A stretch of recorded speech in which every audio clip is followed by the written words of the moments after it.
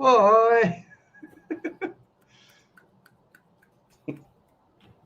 Hello, everybody. We're live. Well, one of us is live. Two of us are live. One's missing again, but that happens. I reckon it's just now going to be the One's missing Pete and again. Hibbo show. There's the echo. It's all right. Yep. Yeah, the Pete and Hibbo show from now on. I think so. Yeah. No, actually, it should be the Hibbo and Pete show. No, you first. No. You're In fact, old. I think I should just swap us around now. Put you here. No, don't fuck around with me today. I'm tired. I'm emotional. I'm not emotional. I'm tired of. Like I say, Paul would know. Paul's there. Hello, Paul. 30, Hello, Paul. what? 33 degrees at the moment. It's dropped about 3 degrees in the last hour. It's friggin' hot. Who else there? Wombat Models is there. How are you? The Batman. There they are. G'day. G'day, Mick. G'day. Mick's there. Oh, g'day, Peter. How are you, Peter? Oh, Jace. No, it's not Jace. Who's that? Hibbo. Yeah, Jace is not here because he has a bit of a frog in his throat, I think. He's lost his voice. Oh, there is a God. I should read you the message he sent me. He doesn't even ring me anymore. It doesn't. He says, "Hi, brother. Well, no voice here at all. Tried to be quiet all day. Hope your stone has not moved and you are okay." He's probably watching. I'd say there's a good chance he's watching. No use calling because, well, I have no voice. And I know it's hard to believe that I am silent. And I wrote back saying, "I'm fine. I can talk. Take it easy. Shh. Lol." So, yes. No, if he was watching, he would have put something up. I think he will. I'm sure he'd be watching. No. He can't do anything else. He can't talk. No. Anyway, Bilge is there. Bilge is live from the Philippines. How are you, mate? Bilge has been sending me pictures of Suzuki motorbikes in the Philippines. And ladyboys. No, don't say that. What? Were they? No, he's been sending me some really nice looking like Suzuki. Look at the nice little Suzuki bikes. Yeah, pretty cool. I asked him to bring one back, but he wanted money. Go figure. Anyway, it's all good. I said just leave it there. I'll come over there. Oh, who else have we got? Nobody. There we go. We're all here.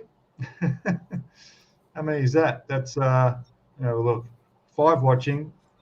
I've just given the 4th thumbs up. And that's it. Okay, so let me just show people something. Oh yes, let's have a look at this. I'll bring that up. Put me on full screen. Here we go. There we go. All right. Hang on. Oh. There's a nice rusty cutting mat. There's the rust. First attempt. I'm pretty happy with it. The brighter bits, like on that door there at the top, was where I had masking fluid to make rust bubbles, and it came off. Oh shit! No one scratched it. So, dents would look good. So I just put a little bit of extra stuff on it, and then there's the bonnet or the boot, depending which one, which I think looks really good. Again, with a little bit too much, and then the other bit. So I'm pretty happy with it for a first attempt. It's gone to the stage where it does not look plastic at all. No, it doesn't. I don't think it does. And up close, it definitely doesn't look plastic. Well, that's the test, isn't it? Up close. So that's cool. Yeah, it looks really good. Thanks. Everyone agrees. Well, I just think for a first attempt at doing anything like that, it's worked out really well. So that video is going to go up in the next, thanks, Bilge, in the next couple of days. So I'll go back to work on Friday. So hopefully I'll have that finished by whenever. And Paul, I didn't get to the beach. I didn't go to the beach. Sorry, Paul. And the rims. Oh, yeah. I like Paul says it needs 4 flat tyres now. Yeah, I don't know how to fucking do that. They're not rubber tyres, are they? Yeah, they're rubber. Oh. I don't know. You'd have to cut them and have them sitting in a diorama. So it's sitting down. Yeah. Well, like I keep saying, this is just the first attempt. So I'll give that all a go a bit later on. I've got the other chassis there I can try around with all that with. So yeah, I didn't go to the beach, Paul. I know it was hot, 37, 36 degrees, but it was too windy. You know, I hate it when you try and lay there and the sand's blowing all over you. And so yeah, but I think it's going to be in the 30s again the day after tomorrow. So maybe there won't be so much wind. And you get your sand in your vagina too, don't you, Pete? That's right. That's right. Yeah, that's it. Nothing worse. So I was watching the AFL Grand Final yesterday, obviously, because it was on. And yeah, I wasn't. At the end of the game, right? The players go up, the winning team goes up and gets their medals from a bunch of Oz kickers, so young kids. And there was this one kid. He puts his hand out to shake McCrory, I think his name was, shake his hand, and McCrory just walked away. Didn't shake his hand or anything. And I'm thinking, you gross, disgusting fucking pig. Why did he do that? Because he didn't want to shake the kid's hand. He was more interested in himself. Hey? Well, it's not that he didn't see him or anything. He deliberately... No, he obviously sees him. He had to bend down to get his medallion put around his neck. Right. And the kid puts his hand out like that to shake, and he just walked off. Okay. So I was quite disappointed. I said on Facebook, I hope your cocaine's been laced with glass tonight, which obviously it wasn't. It was there this morning. But I took that off Facebook. I said a few silly things on Facebook yesterday, but I did drink a lot of alcohol, but so. Oh gosh. No.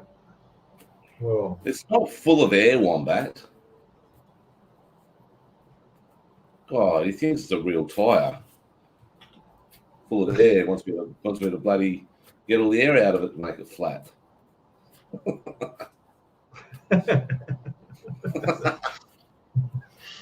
I know what he's talking about. Oh, what's this? I got a bill. Oh no, it's all right. Oh gosh. What else have you been doing, Peter?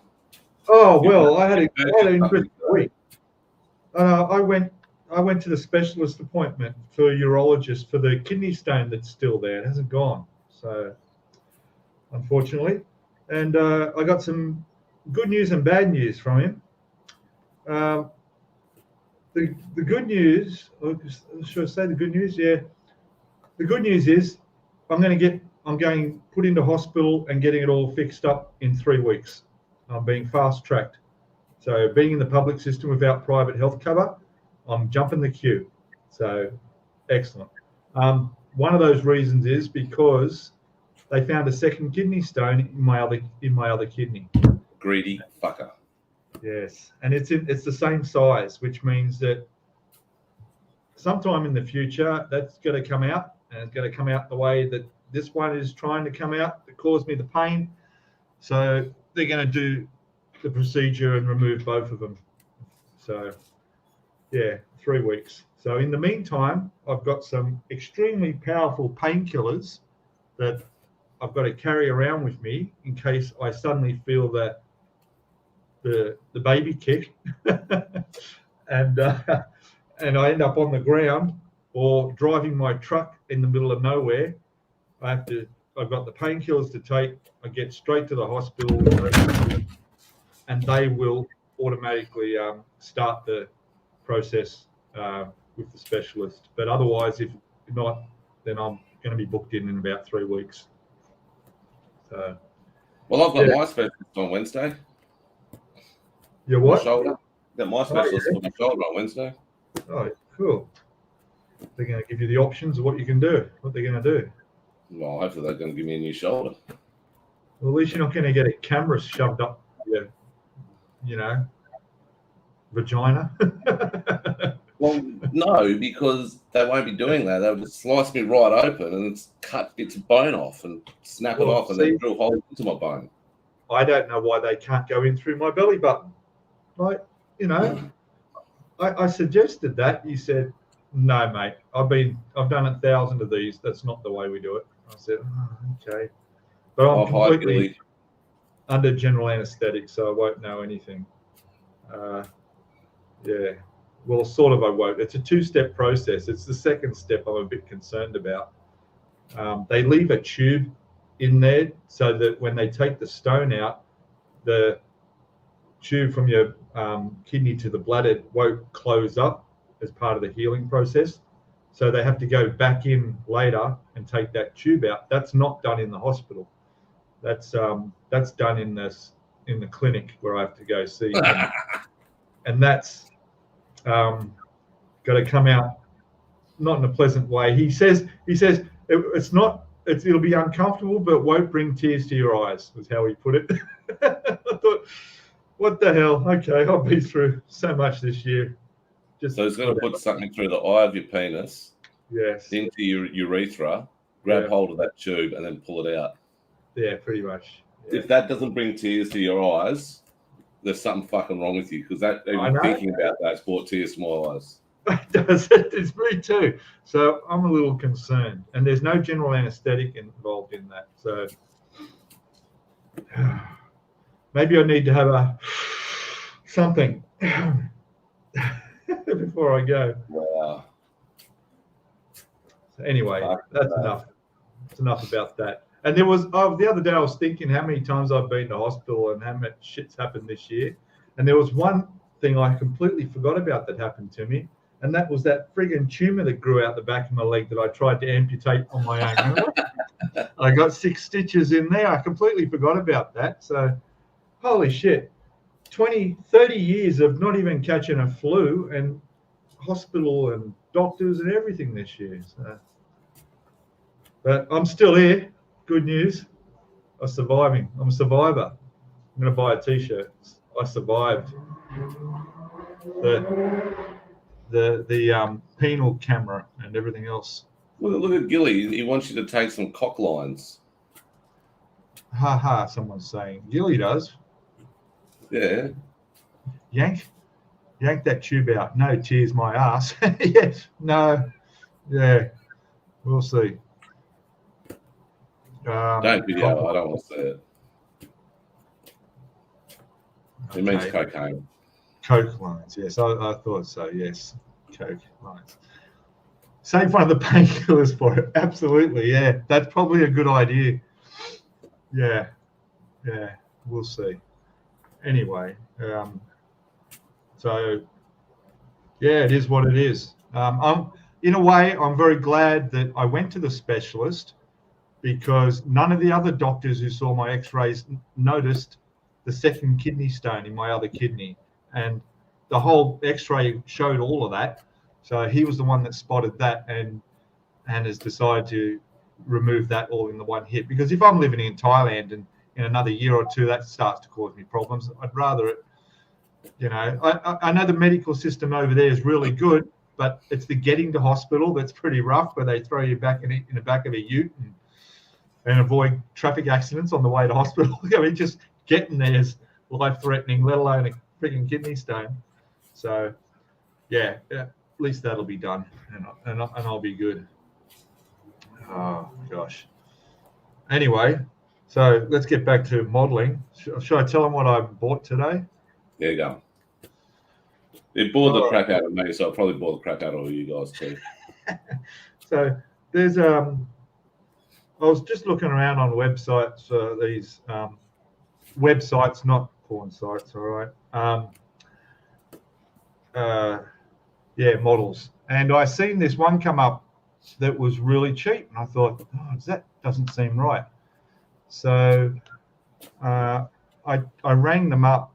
They're a hobby shop not far or out of Sydney. I rang up and said, could you check the price on that for me? Because you're more than $100 cheaper than all the other competitors around. And I just want to make sure it's a platinum edition too, not the one that isn't, which might justify the lower price. So he checked. He said his boss isn't here at the moment, but he looked at it and he said, it looks like from what we paid for it, it should be a higher retail price than that. It could be a mistake. I said, so can I buy it? He said, well, it's on the website for that price. You can. He said, I probably will too.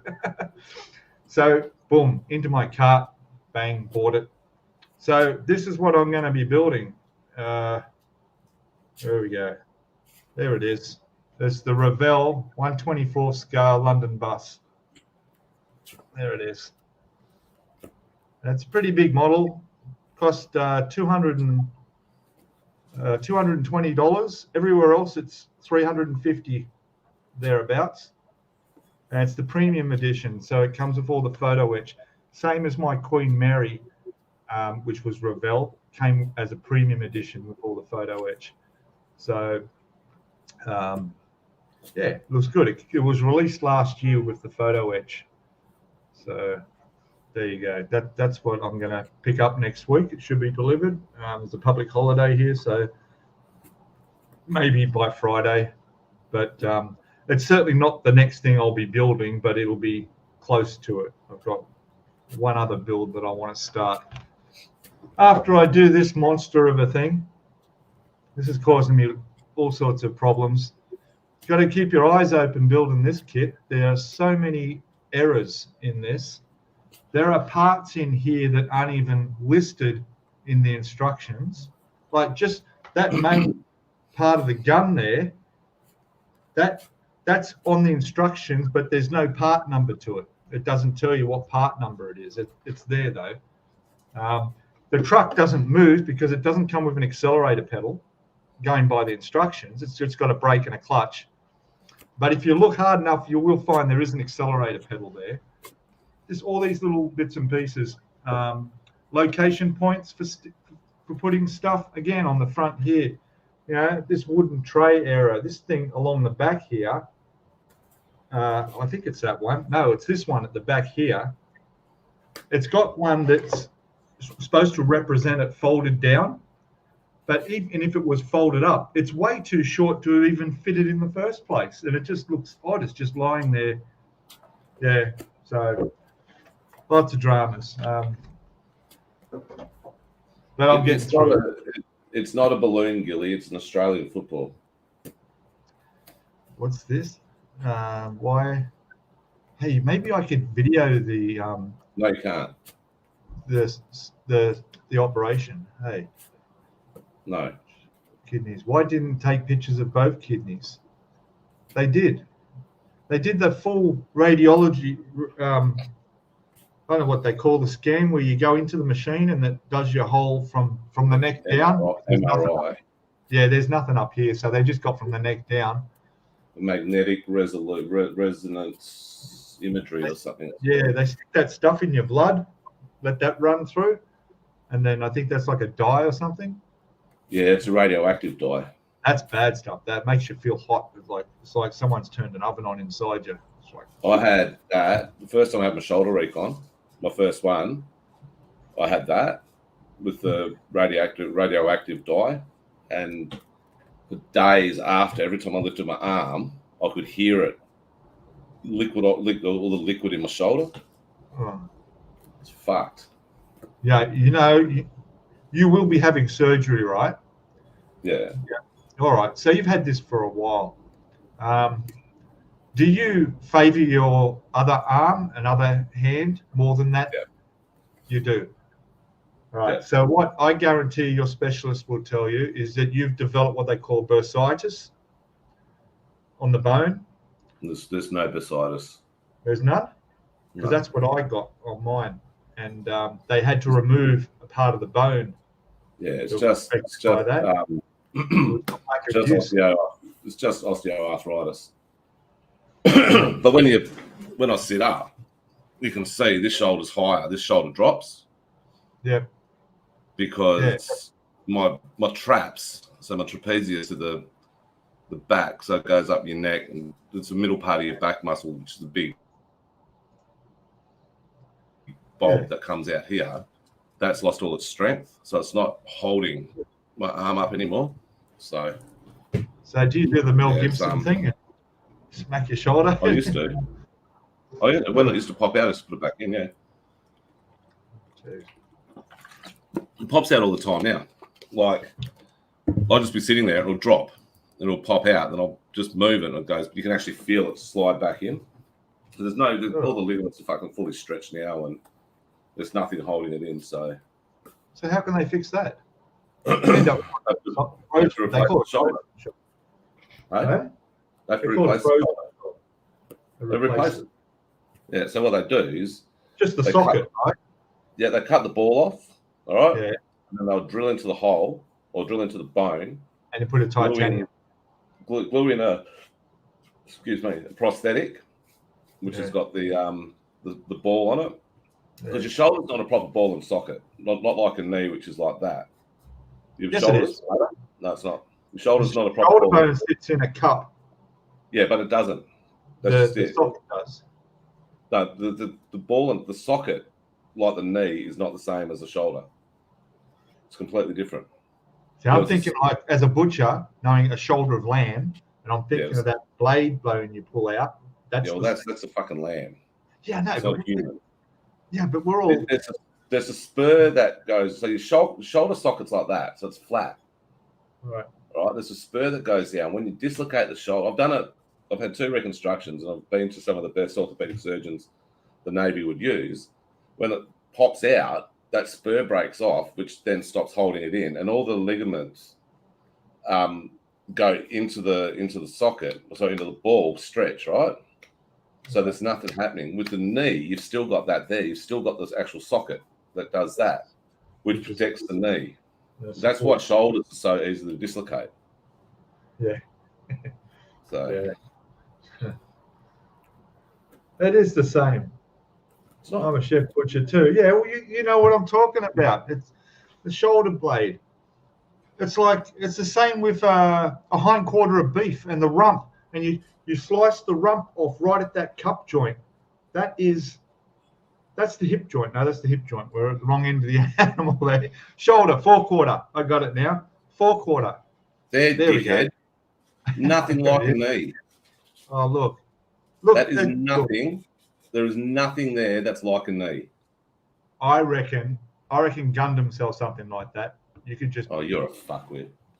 You could just put that together. You know, bit of icky sticky, and you'll be right. There you go. So there's your collarbone up the top. See, that's a monkey. That looks like There's your collarbone up the top, and there's your shoulder. Yeah, all right. I see. All right, so it's not a ball and socket. Yeah, all right. I get you. Yeah.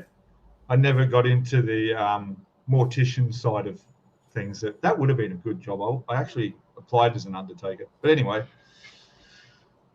All right. Cool.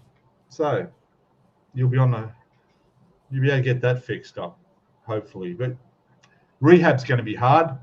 I know with my shoulder operation, I had to start from moving at about 3 inches to gradually swinging, reaching. I went rehabilitation for about almost a month, build the strength back. Yeah, you got to remember I've had two shoulder recons. So recovery is going to be even longer. No, because it's a new joint.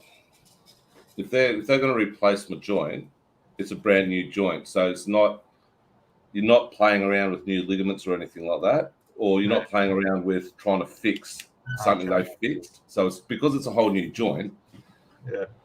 Like when you get a knee replacement, a mate of mine had a knee replacement last year, and he had 2 reconstructions on his knee previously, and he was up walking again with a walking stick, but he was up walking again within 2 days. Right. with my shoulders, both my shoulder reconstructions. I've had my arm in a sling for 6 weeks. But this one, they reckon they'll get you to start doing physio within 3 weeks of the operation. I won't be back, shoulder pressing, 20, 30 kilos anytime soon. Oh, no. But when I am. The problem I had with mine was that mine happened at work, and because it was workers' comp, they put me on light duties. I went to doctor's appointments. I tried steroids. This whole slow process that went for about 3 months before I actually got to see the specialist who ended up doing the surgery. But in those 3 months, because I wasn't using it, muscle deteriorated. It does. And my surgeon said, you need to use your shoulder more before surgery as much as you can to build up your muscle mass so that you recover quicker. So that's why it is. Like like with mine, I didn't use mine at all because they told me not to do anything. Leave my arm in the sling, apart from when having a shower. Try not to straighten your arm too much because it puts a lot of pressure on the brachial artery, which goes up into your shoulder. So your brachial artery is that big the vein that goes up your bicep, right? Yeah. Then goes into your shoulder. Yeah. So if you're using the brachial artery and the brachial nerves, you'll lose a lot of your you'll hurt your shoulder more. So anyway, when I went to the doctor or the specialist again to get it looked at to see if he could take my arm out of the sling, he takes my arm off. He goes, right, straighten your arm. So I'm sitting there like this. He goes, straighten your arm. I said, I'm fucking trying. He goes, straighten your arm. I said, I'm trying. He just goes like that. Oh. And the elbow just cracked. It sounded like a gunshot because it was that seized up. Yeah. He said, you haven't done anything at all with your elbow, have you? I said, no, you told me not to. So the only thing I'm worried about, right, is I use my left hand for everything. What do I? No, I use my right hand as well for that. Yeah, both hands. One to hold the magnifying glass and the other one's to... I can't remember which one I use now. And the tweezers. When you wipe your ass, toilet paper's always on the right-hand side of the fucking toilet, right? Depending where you are. Now I'm training myself to use my left hand to wipe my ass. Oh, see, that's real awkward, isn't it? Because that's going to make a mess because you're just so uncoordinated. Yeah. You're wiping your thumb through your crack hole. Yeah. But then you're cutting your meals up. Like cutting up steak. How am I meant to fucking do that? Do I have to cook for my mum every night? Hey? You won't be able to drive. You won't be able to, yeah. The first week I couldn't do anything, eh? Mate, I used to drive all the time with my shoulder in a sling. No. Now that was the manual car. I've got a fucking automatic now. Hello. Yes, morning in the UK, of course, yeah. Hello, everybody who just popped in. Yeah, hello, everybody. Up from Pongo. Beer chaser. Anyway, that's good. Hey, look, I got a question for people. Look, I'm building this next, right?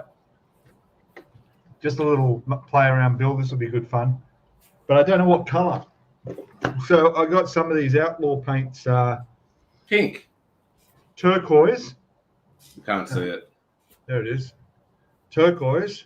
Just looks clear. See the pigments in that? Look at that liquid pigment in there, right? You want to see the color? 1, 2, 3, 4, 5. Look at that. I'm trying to decide whether I should do it that one or Midnight Mist Pearl. All right. So here's another one with. Can't see it. There's the pigments in the bottom of that one. Midnight Mist Pearl. Give that a quick shape. I like that. That's going to be nice, eh? Is that like a metallic? A pearl, whatever that is, I guess. So it'd be a metallic. Yeah, it is. Do that. Then I've got just a bright blue. Nah. Which is that one. Give that a quick shake. Oh, it's not bad, eh? It looks a bit metallic as well. That's the choice. And then for the engine detail, I've got a golden bronze. Like I might do. You're You want to put some rust on? Yeah, of course. I know how to do rust. I know how to do rust really well. Cinnamon brown, if you want to do rust. Look at the brown in the bottom of that. Look at that. That's great. It's like, give it a quick go. There we go. No, looks like shit. There you go. That's it. So probably one of the turquoise. Well, actually, it's called Tunisian turquoise. He calls that. I don't know where he comes up with names. Or the darker blue. Anyway, so that'll be for the little Honda Monkey 125. Well, once I finish this, which probably the next day or two, I'll go into finishing up my aircraft that I'm building for my nephew. So, I had a good look around for that 1/200 scale trumpeter ship. oh, so have I. Don't know, man. Maybe at the end of the year, someone might have it. I don't know. Yeah, I spoke to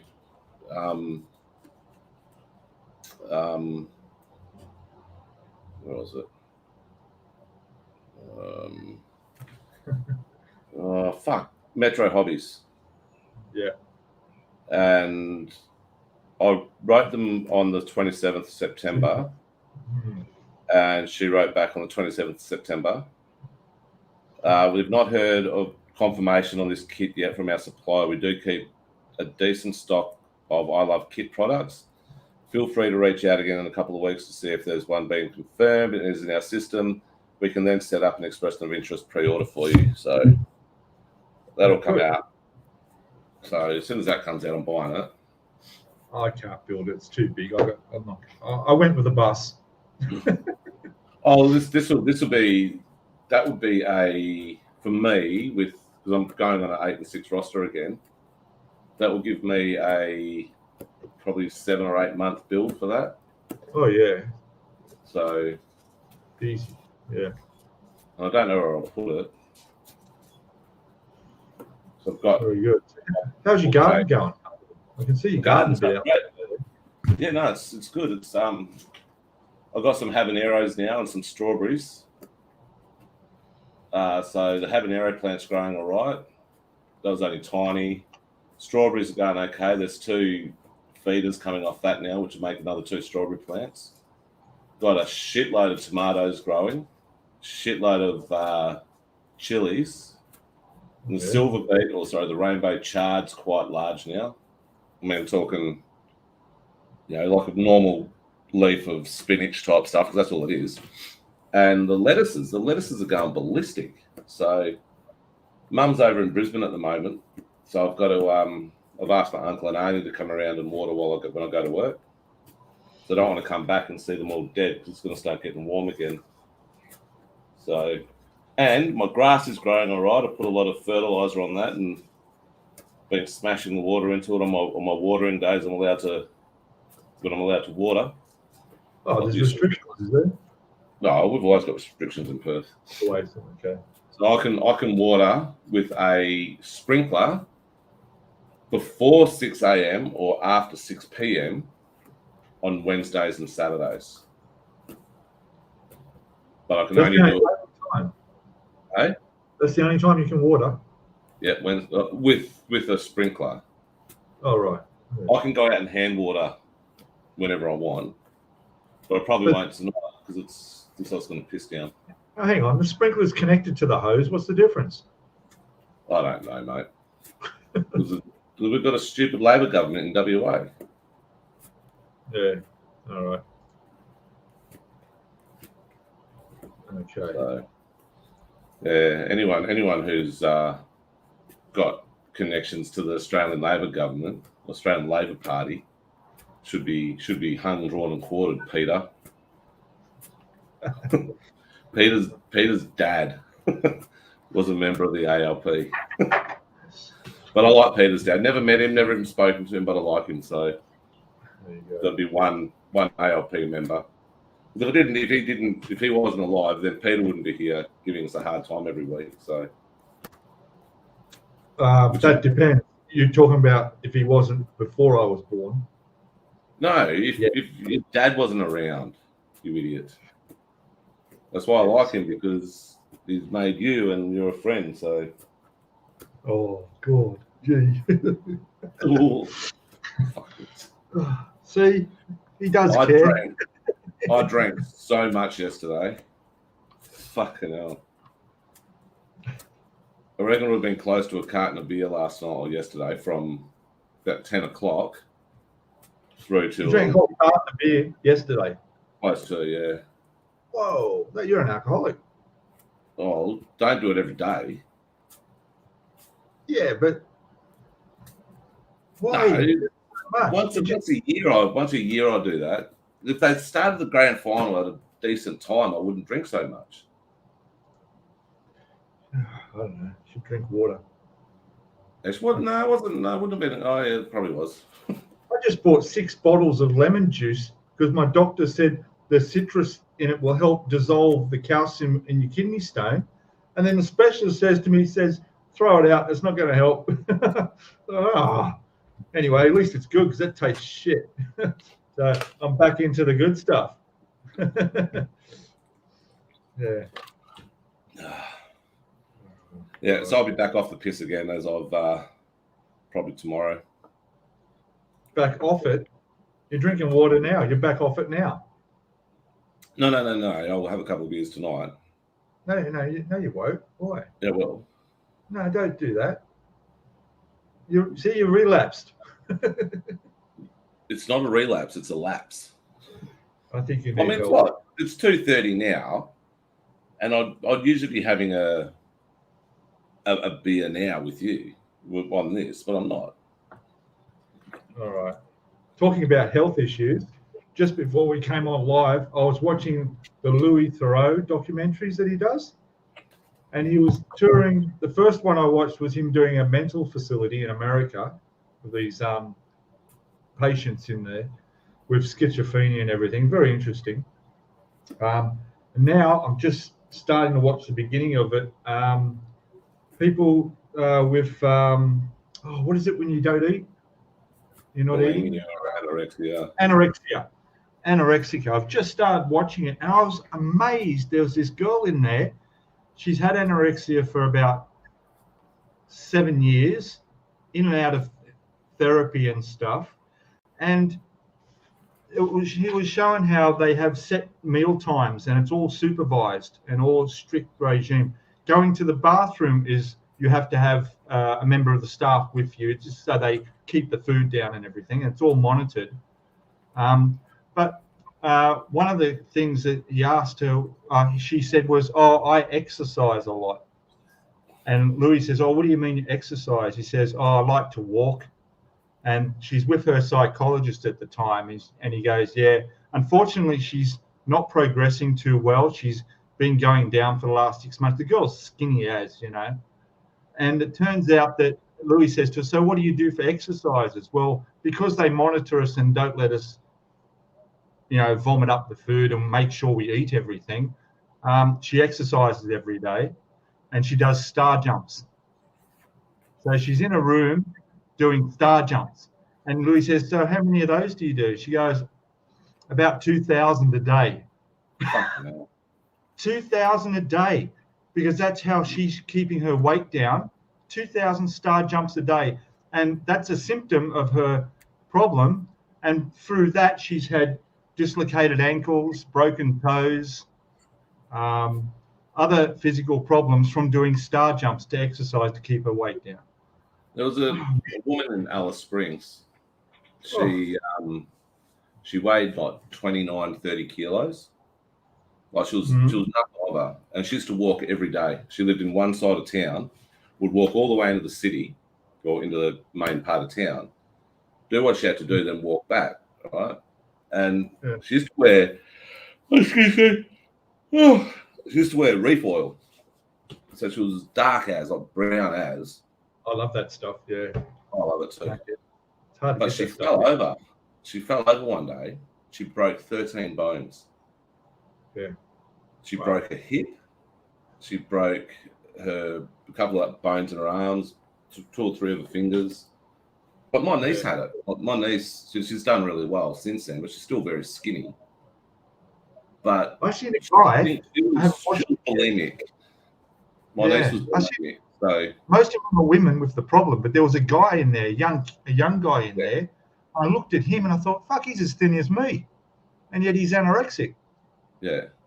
I mean, my diet's not the best, and I'm not really a big fella, but hey, it's just genetic for me. But gosh, No, when I was doing my psych degree, I did a assignment on borderline personality disorder, and it's looked at as an inherently female illness.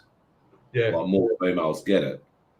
yeah, But the same with depression. Blokes don't go in and say, I'm suffering from this. What's going on with my brain? So they're saying it's an 80-20 ratio between men and women. So women and men, I should say. And it's starting to get more now with mental health being more open, or blokes being more open with mental health and being taught to be more open with it. More blokes are going into hospital saying, why do I feel like this? Because you'll see a lot of people that are cutters, like they'll cut their skin, or you'll see them all with scars all down their arms, all down their legs. yeah. 9 times out of 10, those people are suffering from borderline personality disorder, and that one other person is doing it for attention. So when you say people cutting or anything like that, people say, oh, they're seeking attention. Well, they're not. They've got a mental illness. Yeah, cool. And it's horrible. Like, I've got a couple of friends with it. It's a horrible thing. Like everyone knows my history of mental health and how I'm very open with it. And it's just, you've got to understand that people we're trying to get this out there, especially with men, that they can talk about mental health. But where I was getting at, eating disorders. Eating disorders are massive within the male population as well, but they hide it. Like, I know a lot of guys that are that don't eat properly or healthy. They only eat. I mean, I only eat one meal a day, but it's a big meal. Occasionally I'll eat 2 or whatever. But if I gave up drinking and eating chocolate for probably 3 months, I'd lose 10, 15 kilos quite easy, which is what I'm going to do. I'm not going to drink until Christmas, I don't think. So that's good. We'll see how that goes. Yeah, they had a guy on the one earlier with the mental hospital where 25 years, I don't know if this is fair or not, but 25 years ago, he came home to his mother. No, it was his father. He came home to his father, and a voice in his head was saying to him, kill him, kill him. So he had no control, he says, and he came home, took the kitchen knife, and when his father turned his back going up the stairs, he stabbed his father and killed him. And he was, he has psychiatric, obviously mental illnesses and so forth. But that was 25 years ago, and he's still in the mental institution getting treated for this.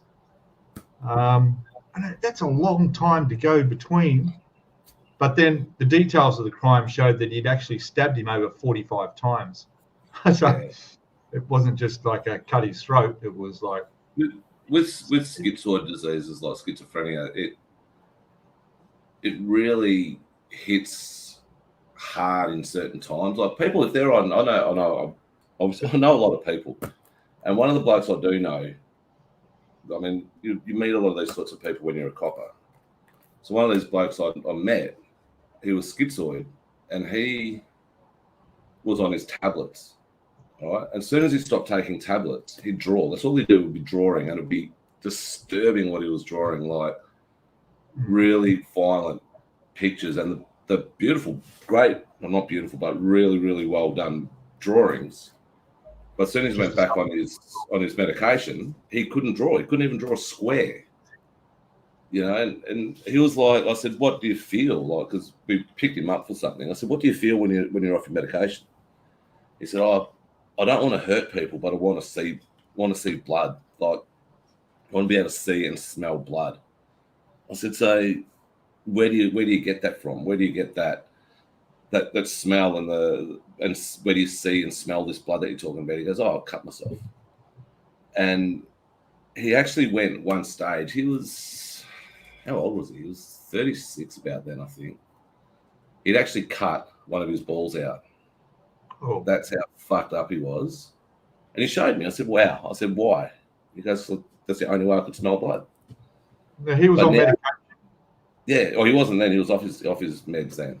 But he was off because he chose to not take them. Yeah, that's like me. Like I took my first antidepressant today for a week and a bit, mainly because the last one I had was 2 days before I came back from Onslow, and I took my first one today.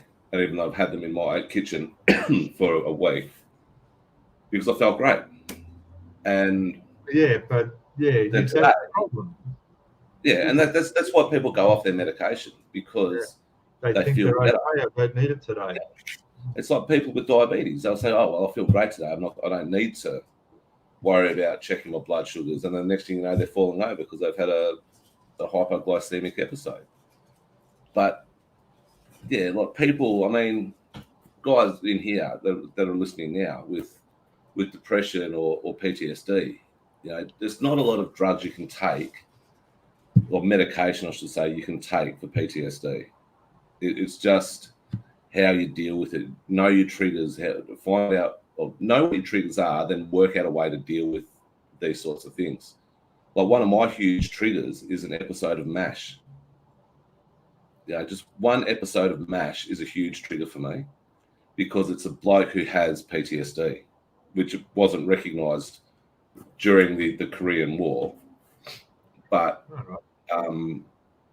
that just triggers me. I can't watch that. I cannot watch that episode. I know when it's coming on, when I'm watching MASH, and I go, "No, I'm not going to watch it." But my depressive moods, like, I mean, I get cheaper medication through Department of Veterans Affairs, but try to find a psychologist or a psychiatrist that will take a DVA card is almost impossible, unless it's a gold card. But a white card is almost impossible. So, you know, when I first got diagnosed with depression back in 2007, I was talking to my psychologist, HMO Sterling, and she said, you know, in the Navy at the moment, around about 60%, 70% of males have got some sort of depressed mood or depressed disorder.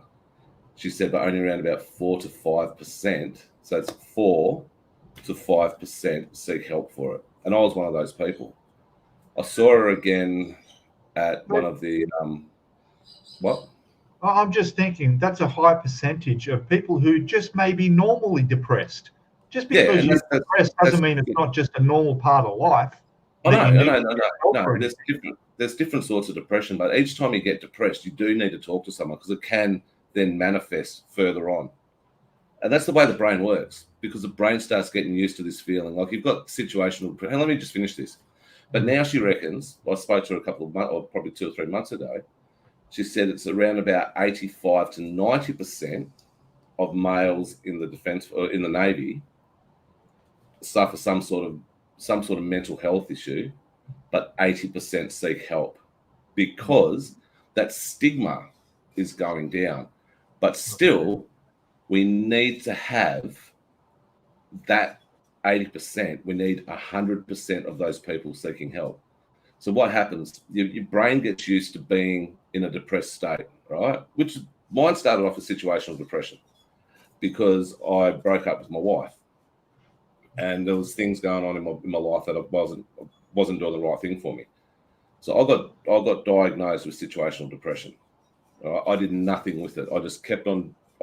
went on when we broke up. I went stupid, got onto the piss, like drank a shitload, went out, picked up different girls pretty much every night. It was just mental, right? I was a fucking crazy person.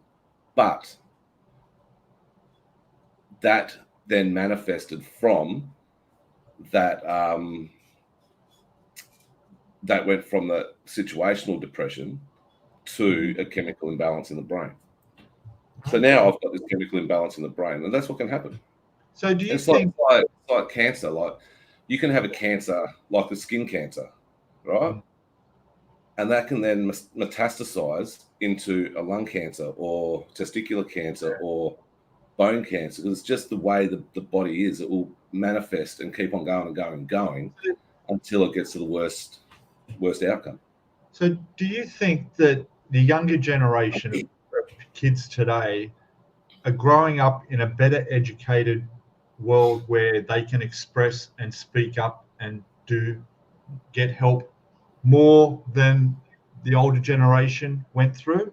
Do you think I it's think becoming better? no. I think now, like when all of us on the right hand side here, every single person that was growing up, they're all around our ages, right? Yeah. Bilge is a bit younger, but he would have had it too. Big boys don't cry. We were always told big boys don't cry. Okay. Yeah, I haven't cried in my whole life that I can remember, except tears in my eyes with the kidney stone. That's the first time. But I'm just a You're a strange lad. But now kids, narcissist. these boys these days are told that it's okay to cry, which it is. It's okay to feel bad. It is. It's okay not to feel fucking happy all the time because it is okay. You know, people are starting to bring that into the schools, which is a good thing. Which if they had done that with us, there'd be a lot less suicides of people of our ages that are still trying to cope with traumas of childhood or traumas of adolescence when they were growing up. But these young people are going into a workplace now where they're getting their job, they turn 18, they go into a workplace where there are people twice, three times their ages that they can't talk to because they're of a different generation. Yeah. And that's where I'm different. And workplaces, a lot of places where these problems start too. Yeah, well, I'm different, right? I tell people straight out when I go to a new workplace, this is what happens. I suffer PTSD, I suffer depression. Right? I'm happy to admit that to people, and I'm happy to say you're not afraid of being discriminated against because of that, or being looked at differently. No. Or who's this pussy? Or get back to work. You know, well, people do that. It's still going around like that. But then, especially in my industry, but my industry is changing. Since I've only been in it for a year, right? A bit over a year, and you can see the culture change towards people with mental health because these older people are seeing it happen to their kids. And but people like me are actually standing up. You know, I'm an ex-copper, right? Ex-Navy. So two jobs. They're two jobs that are fucking. That's you see shit you don't want to see, or you have to do shit you don't want to do. For sure. And you're meant to be tough, or you're meant to be able to cope with everything. But people see me, and I tell them straight out, I don't cope with a lot of stuff that a lot of other people do. And I'm not ashamed to say that. I'm not ashamed to sit there and say, I'm not coping with life at the moment. You know, I was ashamed to say that, yes, I was suicidal at one stage. And I'm ashamed to say that now, but I'm open to say it because I didn't do it. And if I can stop one person from doing that, or if I can stop or get one person to ring, you know, Men's Helpline or Beyond Blue or whatever, or go and see a psychologist, go see that doctor, get a mental health plan, I'm happy because that is what I'm here to do. That's why I did that degree up behind me with psychology, so I could help people. But I'm not obviously doing that. But I am open in when I get spoken to by people at work. You know, you're the one who keeps on talking about mental health, Simon. Talk to me. Well, what do you want to know? What's going on in your life? What do you need to ask? Do you need to seek help? Do you want me to help you find help? Yeah, and that's the way it's all changing. And it's and the way it's changing is good. So we need to get these adolescents who are offended by everything. And that's what I call this generation now, where they are the entitled and offended generation, right? They want to be offended by everything. They think they deserve everything without having to go out and work for it. Just because they're a female, or just because they're trans, or just because they're Indigenous or fucking refugee or whatever, they expect everything given to them. Bullshit. Fucking go and work for it. But remember that us guys that are here that might have 10, 15, maybe 20 years to go before we retire, you know, we can still offer you help. You know, and that's my whole thing in life, because I don't want people to suffer. I don't like seeing people upset. I don't like seeing people going through what I've been through, because it's a horrible feeling. Yeah, and it's a very individual thing on everybody too. It's not something that you can't put a blanket over these people and these people and these people, because, you know, I mean, I don't know. I'm pretty strong-minded in the way I am. I know that I've seen some gruesome things and bad things, and they don't affect me like they would others. And sometimes I think, oh, well, I've just got no emotion. I don't give a shit about anything. But maybe I don't to the level a lot of people would, you know, or I just deal with things differently, you know. But I don't see having a problem at all. Unless it's affecting something in your life, but I don't think it is. But I mean, you're happy. You know, you've got your life worked out. But I look at it. I still have goals. I want to be happier. Yeah. And, you know. But you'll sit there one day, right? And I hope it doesn't happen, but it's a good chance it will. You'll sit there one day, you'll be sitting in Thailand by yourself. You won't be having a great day. And then all of a sudden your mind's eye will start bringing back all those things that you saw. Right, all the trauma that you've seen over your travels around the world and everything, and you'll be like, "Fuck," and it will hit you. And I hope, like I said, I hope it doesn't. But I don't think. Yeah, at this point now, I can't see that. Yeah, you can't see that, but it might happen. It might, but so could anything, you know. Or, okay, another thing, you might be just driving down. I don't dwell on things, and you don't have to. I avoid arguments with anybody too. I don't like arguing with people, so which can be a problem sometimes. But it can be a problem. Conflict's horrible, but you might be driving down the road in Thailand, right? One of your things that you saw might have been a person getting their head ripped off. What about the guy on the motorbike that last time I was there I told you about? That got killed. Yeah, you might see something similar to that again, and you might go, okay, it's the way it is. You know, This is me now. That's just I've reacted to that in a way that I didn't think I ever would. Yeah, and that's I saw that guy killed in front of me. I saw that happen in front of me there, right in my face. I've never experienced anything like that before. Other than the initial shock of what I witnessed, there was no further. I'm still jumping on my bike and riding to work. I'm not going to let that affect my life. No. Whereas other people might start questioning what they're doing, and no, it's not that you've got a block. You've got a block in your mind that's stopping that from happening, right? But again, like I'm saying, once you get a little bit older, that's true. You might sit there, and that block might go, and all those things will rush back into the front of your mind and go, "Fuck, okay, how am I going to deal with this?" Yeah. I do have a weakness in those things. I can't stand children or being hurt in any way. I can't stand that. But that's probably a normal thing because I have one of my own. But I don't fear death.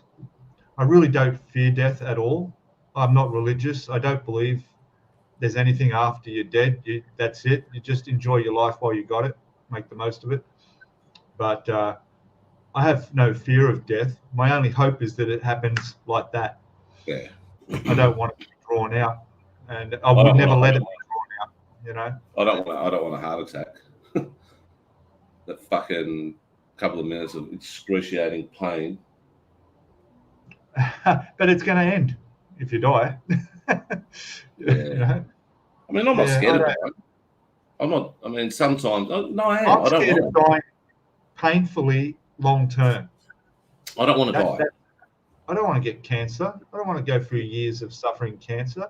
I don't. People might think, oh, you just chicken out, or you just, you got to fight it. Well, no, I don't want to suffer. I don't want to live like that. I have my dreams and my goals of what I want in the future. Nothing's going to get in the way.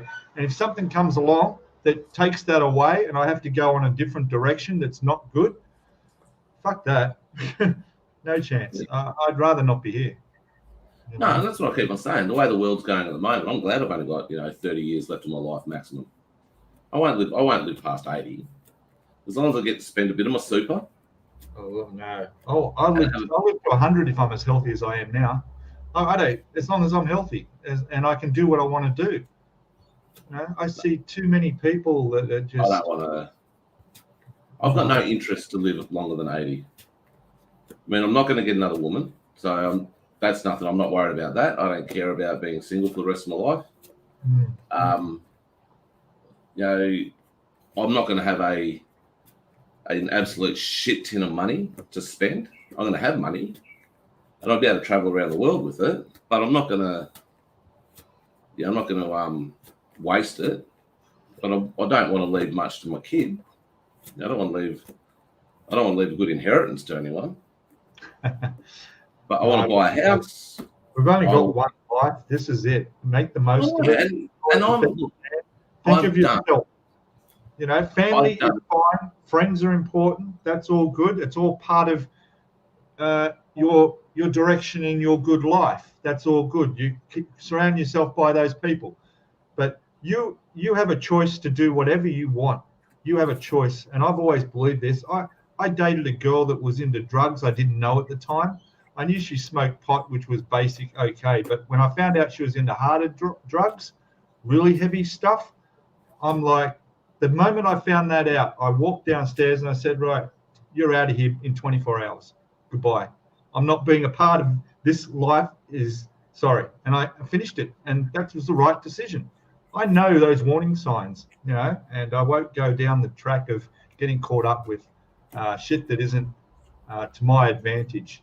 I'm not a narcissist of any sort, but no, I mean that's you. That's a good way to be, because that's you protecting yourself, and that's what we want. As humans, we want that choice. We want that protection. Like, we want to protect ourselves so we don't go doing stupid shit. Yeah. I drink. Right? That's my big downfall. I'd be rich if I didn't drink. Yeah, well, I quit smoking. Yeah, I quit smoking too. That was a good choice. Yeah. I mean, but I am not going to. I'm still going to live my life. I'm still going to have fun. You can live a long, healthy life drinking if you want as well. I don't drink because it was just, and it's also to do with your environment and how you grow up and your habits you develop. So when I say I don't drink alcohol, I don't drink alcohol because I have no reason to. And that's mainly because I worked for years in the security industry where I couldn't drink alcohol because I was on call for so long. So for those 20 years, it was just not a part of my social at all. So, I drink alcohol. I drink alcohol because of the two major jobs I've had in my life. The two major jobs I have in my life. I've always been in heavy drinking fucking environments. Yeah, so hospitality. Hospitality I drank. So we'd get beers after work, then police. Bang. Fucking drinking's not bad, he's saying here, but it's not good either. No. I mean, but that doesn't mean I'm any healthier because I don't drink. No. Because I probably do other shit that I shouldn't do, like eating hot chips all the time and the crap food I eat. That's probably catching up on me and will in the end. I don't know. My change of lifestyle will happen when I move to Thailand. That's the new me. So you'll just eat Thai chips instead of fucking McCain. Exactly. Yeah. No, but I mean, I eat fairly. When I eat a lot of salad. I don't eat a lot of fried stuff. I don't eat a lot of chips. Once I get my shoulder fixed, I can train again. I'll be eating properly again. So I'll be able to sit there and have my 3 or 4 meals. My 3 or 4 meals a day, where I'm eating salad and a bit of steak here and there, and chicken and fish. All the good stuff. And then maybe, once a week have something shitty. And have a couple of beers or whatever. But before I got married, I didn't stop. I stopped drinking. Me and my fiance, we'd drink on a Sunday, and that was it. That's all we do. drink on a Sunday, have 6-pack each or whatever, and that's it. And then straight back to the gym because we wouldn't train on a Sunday. We'd go for a walk, or whatever, and we'd eat cheese. Yeah. We'd just eat a lot of cheese on Sunday, which was great, and have a lot of sex. But I wouldn't smoke. I'd have cigars. I'd buy a little tin of Wee Willems or Cafe Cream cigars. Really? Yeah, and I'd have 2 of those every Sunday. Yeah, and that was it. But I've always ate fairly healthy. Like, I'll go through stages where I'll eat crap. Like, I had red rooster the other day, but it's chicken. Oh, there were chips. Yesterday, I had Korean chicken wings, which were fucking lovely, and 2 pizzas. I didn't eat 2 pizzas, but compared to what I eat normally every day, if I went and had a meal at McDonald's, that would probably be a healthy meal for me. It had vegetables on the hamburger. It'll have salad on the hamburgers. Lettuce. There'd be lettuce there. Well, you should come over to my house. I'll give you some lettuce. I'll force feed you lettuce. Oh my God. Well, look, we've been going for over an hour. Yeah. It's been an interesting topic. We covered everything. Yeah, no, we talk about a lot of stuff. So I saw Dominic this morning. I was on Little History's channel on the live stream this morning with Dominic and a few others. It was good. I started watching a little bit of that. Started watching a little bit of that thing you're on, and then the Outlaw Paints thing, but I got bored. So. Oh yes, I did my Outlaw Paints spray demo. Well, it wasn't really a demo. It was just showing what I normally don't show in my videos and showing people how easy it is to spray on your color and how beautiful it comes up and how to completely stuff up your 2K clear coat. I didn't see that part. I have to go back and watch it now. Yeah, it gets worse. That's fine. Remember how I was talking about how I want to try to get my car loan down? Remember, yes, I was paying $488 a fortnight. Well, I applied on Thursday or Wednesday to do my novated lease, so where I don't have to pay for power, get a fuel card, and get all the rego paid for and all that sort of stuff. Yeah. And I'm thinking I'm not going to get it, so I'll apply anyway. I applied. Then he rang me. This bloke rang me and said, "You need to send me a few more bits of paper." I said, "Yeah." He goes, "Oh, by the way, your the credit's been approved for it." Oh. So now I'll be walking out or net pay a fortnight of around about $300 more than what I was before I took this out, and that's not including the $488 I'm not going to be paying for my loan. Oh, so I'm pretty happy with that. That's very good, yeah.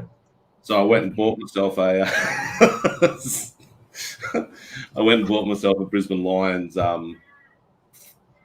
medals and medal bit of sports memorabilia. It's got all the players, or there's all the premiership teams from the Fitzroy days, and it's got who's won the Norm Smith medal, who's won a Brownlow, and who's won the Coleman. So that cost me $400. So that's the fucking car pay. But that's on Afterpay, so that's all right. So I don't have to pay that all out at once. But I've still got to pay it. But yeah, so I'm happy because it's going to be saving. I'll be able to save some money now. And I'll be able to go to the pub if I want to go to the pub. I'll be able to go out for lunch with Dad if he wants to go out for lunch or whatever. Yeah. So what's Gilly? What question do you want to ask Gilly? He wants to buy you a coffee. He wants to know how. Oh man, I don't have that. He doesn't have that. You can buy me a coffee. I don't buy me a coffee. I'll see if I can get it, mate, and then I'll let you buy me a coffee.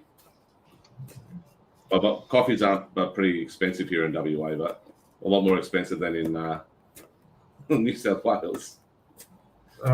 What? Just a regular cappuccino is about $5 here. Oh, you're paying like fucking 35 here. FIFO prices, mate. All right.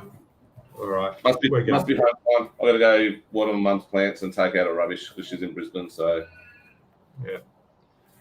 All right. Okay, everybody. Thank you, everybody, for showing up. We'll see you all back on the Hibbo and Pete channel next week. That's what you should call it. Pete and Hibbo.